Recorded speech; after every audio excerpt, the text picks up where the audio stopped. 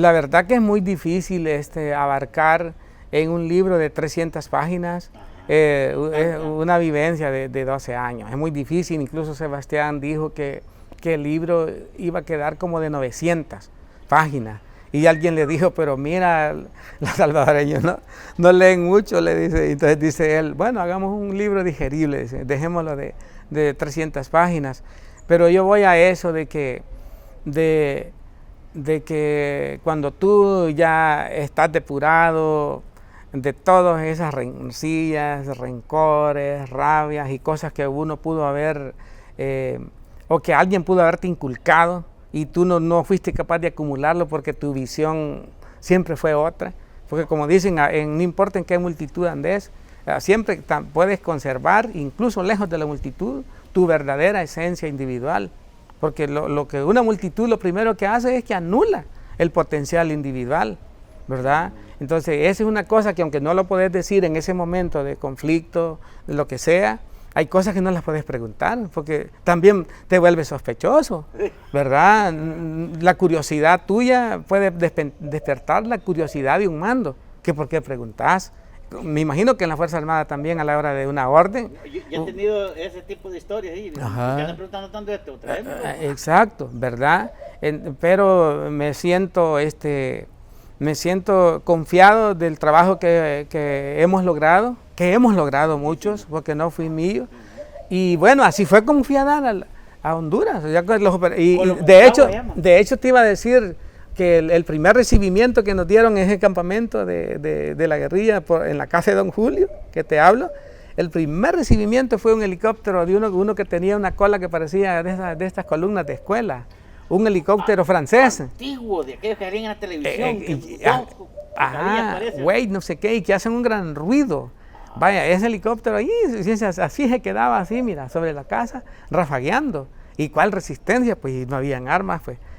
Así se quedaba sobre la casa rafagueando y la gente así revolcándose en la casa. Buscando. Yo me admiré que tan bajito que ese helicóptero rafagueó, así sobre una parra de bambú, vaya así, una finca así, la casa aquí, y se quedaba así, suspenso, y solo una señora que ya falleció, esa señora se llamaba Nianacha, ya falleció, solo a esa señora le pasó un balazo aquí de M60, que es el que usaba el helicóptero ese, le pasó aquí, pero como que ha usado un espetón caliente, de esos que usan para usar carne, como que se lo hubieran puesto, y no le fracturó nada de brazo ni nada. Sí, le quedó la quemadura, ¿no? Sí, exacto, el rayón así.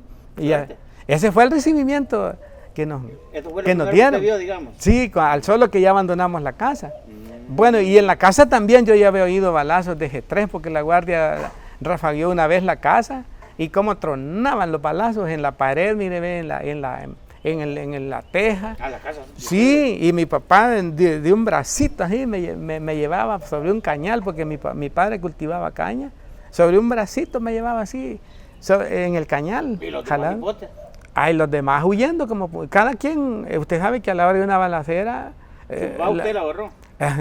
Quizá pensó, dijo, haber dicho, este es el más pequeño. El padre siempre protege el más pequeño. Que sabe que ellos pueden correr. Sí, vaya, y así fue como llegó el momento de...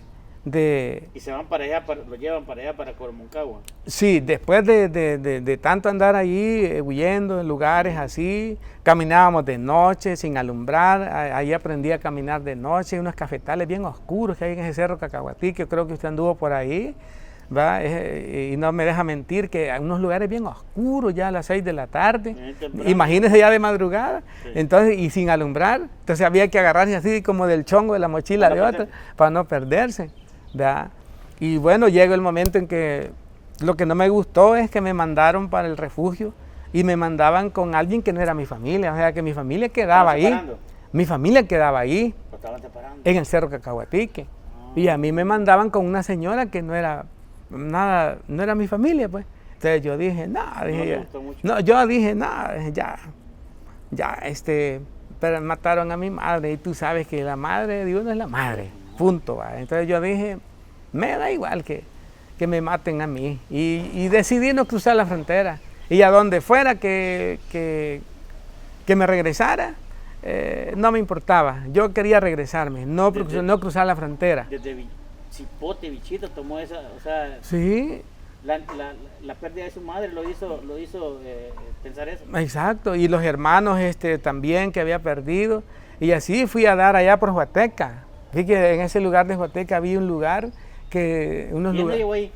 Ahí yo llegué después del despelote de la frontera, que me regresé y no supe cómo regresar al Cacahuatique. ¿Y fue un grupito que se fue para Huateca? Ajá, un grupito bien pequeño, pero yo me dividí de ese grupo incluso y fui a dar a una casa de una mujer que hoy vive en Irlanda, Tita, y ella me daba zapatos, ella me daba comida, me regalaba $1, 50 centavos. Acuérdese que en ese tiempo 50 centavos era... Mire, compraba galletas, dulce, quineo. ¿Sentí un gran apoyo usted con ella? Sí, sí, y así pues me daban ropa, comida, pero también andaban huyendo, fíjate, habían operativos. Sí, también salían a huir porque también habían operativos.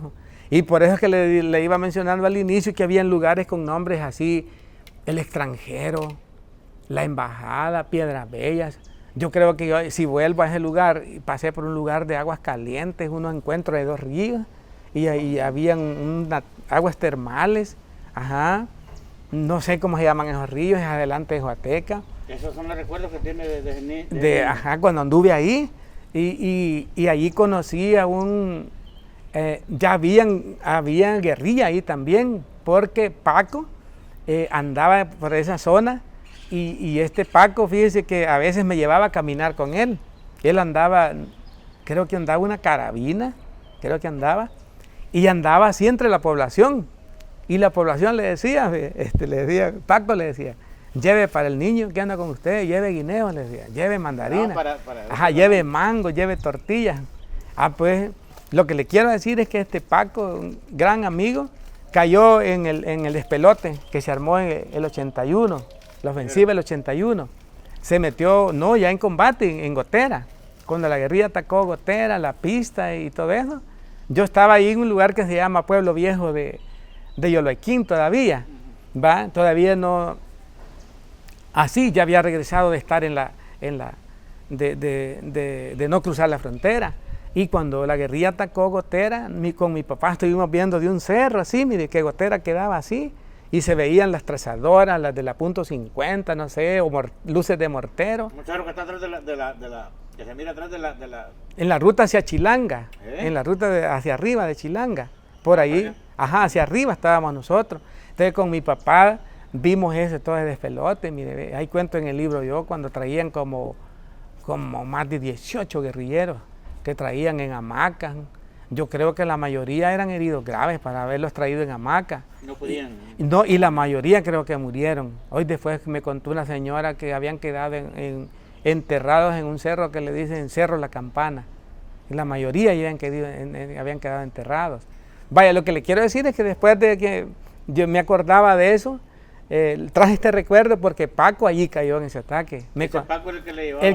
Con el que andábamos en Huateca. Ahí cayó, lo único que sé es que entró... Pero usted no estaba ahí, usted estaba ya viendo. No, yo no estaba en el combate, yo no. Le contaron que Paco había muerto entrando por la calle del penal, lo dejaron que entrara y ya una vez que estaba muy, lo ametrallaron, lo emboscaron. Bajó eso sé de Paco. Vaya, de ahí, cuando regreso al Cacahuatique yo, cuando ya había regresado yo al Cacahuatique me di cuenta de lo de Paco, pero allí ya había arreciado los operativos, de hecho, y mi papá me dice, mira, hay una escuelita que ha formado la guerrilla ahí de menores, y así fue como fui a dar a una escuelita de menores de la guerrilla, y ahí en la guerrilla fue que... No, eso era Cacaopera, Agua Blanca, donde fue juramentado creo que una compañía del batallón Atlacat como en el 83. Agua Blanca, sí. Ajá, Cacaopera. Vaya, ahí eran unos llanos y el que nos entrenaba era un baboso que creo que estuvo en el cuartel, Someta.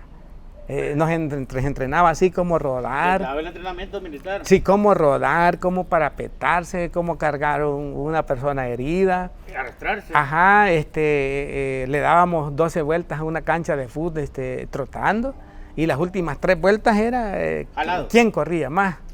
¿Quién corría más? Y nuestros fusiles eran de Se palo. había de entrenar bien allá para Mire, y nuestros fusiles eran de palo y nos emboscábamos así con bombas de ceniza y con con elote mojado, con cosas así. Nos emboscábamos porque nos mandaban a 30, vaya, ustedes váyanse para allá, para el Cerro Negro, para el Cerro Fuego. Vaya, ustedes van en misión y van a ser emboscados. No sé si saben dónde está la emboscada. ¿En qué parte? Exacto, pero ustedes tienen que pelear, combatir y no dejarse capturar, así nos decían.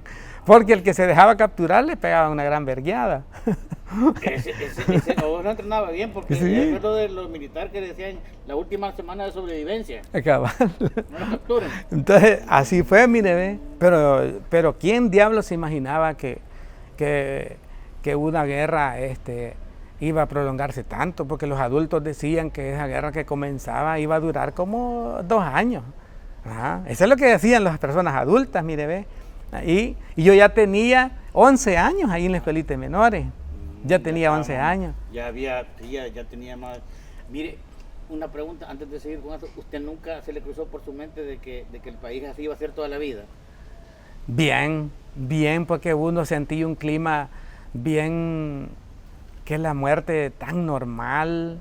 Ajá, cuando lanzaron ese operativo de tierra arrasada que empezó ahí por Poza Honda, Cerro Pando, Cerro El Pajarito, Las Mesitas, La Guacamaya, y que, bueno, ahí mi camarada Melo ahí perdió como 31 familiares. Cuando usted mira eso, usted piensa que la vida así es. Y cuando uno es niño piensa que la vida es bella. Porque de eso no hablamos, de mi infancia en el cantón Huilihuiste.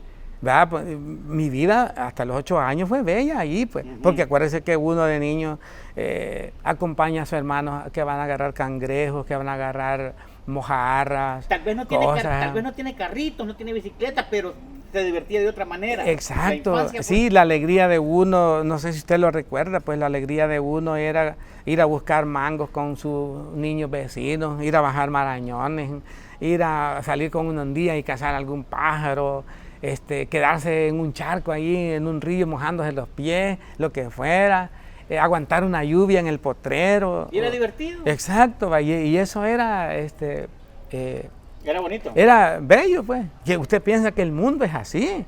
¿Va? Hasta que llegan los 8 años. Hasta que llega la verdad, va, hasta que llega la verdad. Yo siempre he dicho de que el mundo es bello porque para los niños, porque no hay religiones, no hay dioses, no hay equipos de fútbol, no hay ideologías, no hay nada, pues lo único que hay es convivencia y el derecho de reír, ¿verdad? Y uno ríe y goza y retosa, ¿me entiende? Y uno piensa que el mundo así va a ser. Y entonces, y ya cuando vi lo del mozote, peor, lo del mozote, porque a mí me tocó ver andando en la escuelita cómo quedó el mozote. Yo no vi cómo fue la masacre, yo vi cómo quedó el mozote. ¿Todavía andaba en las escuelas? Ya estaba en la escuelita de menores. Para esa fecha, estoy hablándole de junio del 82. Ahí pasó por la escuelita de menores, nosotros estábamos a un lado del mozote y pasó mi hermano y me dice, mira, te dejo una frazadita y una camisa, me dijo. Si pasara algo, usarlas, me dijo. Si pasa algo, ¿de qué? Le digo. Si ya no volviera yo, me dijo. Entonces, ¿y para dónde vas? Le digo. Voy para un lugar, me dijo que... Voy para una misión, me dijo, no te puedo decir nada. Y eso fue todo. Y se despidió y habían contingentes de guerrillas ahí, debajo de unas ramadas que pasaban en reuniones, y los comandantes guerrilleros dando instrucciones ahí. Bueno, total que era lo que se preparaba una campaña militar que fue donde la guerrilla capturó al viceministro de Defensa, al coronel Castillo, y que andaban en caballo, andaba vendado de aquí y con un golpe por acá en la caída de su helicóptero, pero que lo capturaron. Y total que al final yo creo que se hizo hasta amigo de los guerrilleros porque les hacía matatas a las mujeres, hacía pantalones, hacía gorras así de pedazos de estos botes plásticos que se hallaban, hacía las viseras. Sí, era muy inteligente ese señor, porque incluso